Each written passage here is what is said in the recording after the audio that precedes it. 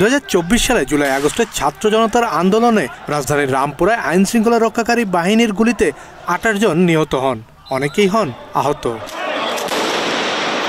ওই সময় রামপুরায় ছাত্র জনতার ওপর সরাসরি গুলি চালাতে দেখা যায় বিজেপির লেফটেন্যান্ট কর্নেল রেদাউনুল ইসলামকে। প্রসিকিউশন বলছে 18 ও 19 জুলাই এই 2 দিনে হত্যা করা হয় 28 জন ছাত্র জনতাকে। সোমবার এই মামলায় গ্রেফতার কর্নেল রেদওয়ানুল ও সাবেক মেজর রাফাত বিন আলমকে কড়া নিরাপত্তায় হাজির করা হয় ট্রাইব্যুনালে। পলাতক রামপুরা থানার সাবেক ওসি মশিউর ও খিলগাঁও জোনের এডিসি রাশেদুল ইসলামের পক্ষে আইনজীবী নিয়োগ দেন ট্রাইব্যুনাল। এদিনও সাবজেল থেকে ভার্চুয়ালি হাজিরা দেওয়ার আবেদন করেন গ্রেফতার 2 আসামির আইনজীবীরা। পরে এই আবেদন সহ অভিযোগ গঠনের শুনানির দিন ধার্য করেন 4 ডিসেম্বর।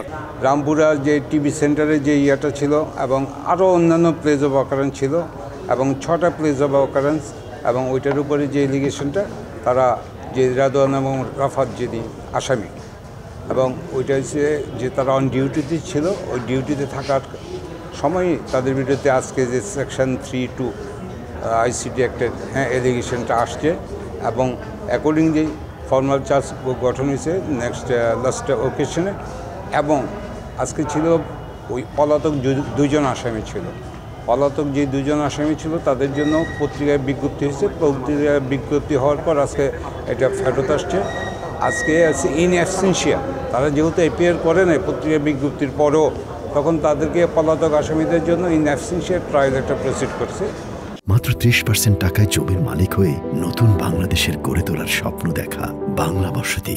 এদিন ট্রাইব্যুনাল 2-এ জুলাই গণ অভ্যুত্থানের প্রথম শহীদ আবু সাইদ হত্যা মামলার সাক্ষ্য গ্রহণ অনুষ্ঠিত হয়নি। পরবর্তী সাক্ষ্য গ্রহণের দিন ধার্য করা হয় 27 নভেম্বর। এছাড়া চানখারপুলে 6 জনকে হত্যা মামলার তদন্তকারী কর্মকর্তাকে জেরা করে আসামি পক্ষ। 2-এ আবু সাইদ হত্যা মামলার সাক্ষ্য গ্রহণের দিন ছিল। আমরা ওইখানে কোনো সাক্ষী উপস্থাপন করি নাই আজকে, এবং আগামী বুধবার পরবর্তী সাক্ষ্য গ্রহণের দিন ধার্য হয়েছে। সিলেটের সাংবাদিক আবু তরাব মামলায় আমরা অ্যাডজর্নমেন্ট পিটিশন করেছি, ইনভেস্টিগেশন কমপ্লিট হয়নি। এই জন্য তেজগাঁও যে হত্যাকাণ্ড, 3টা হত্যাকাণ্ড সংঘটিত হয়েছে তেজগাঁও এলাকায়, তার তদন্ত প্রতিবেদন আমরা হাতে পেয়েছি। আমরা পর্যালোচনা করছি। এটার ফর্মাল চার্জ দাখিলের জন্য আমরা সময় চেয়েছিলাম, 1 মাস সময় পেয়েছি। আশা করছি তার আগেই হয়তো তদন্ত প্রতিবেদন দাখিল করতে পারবো।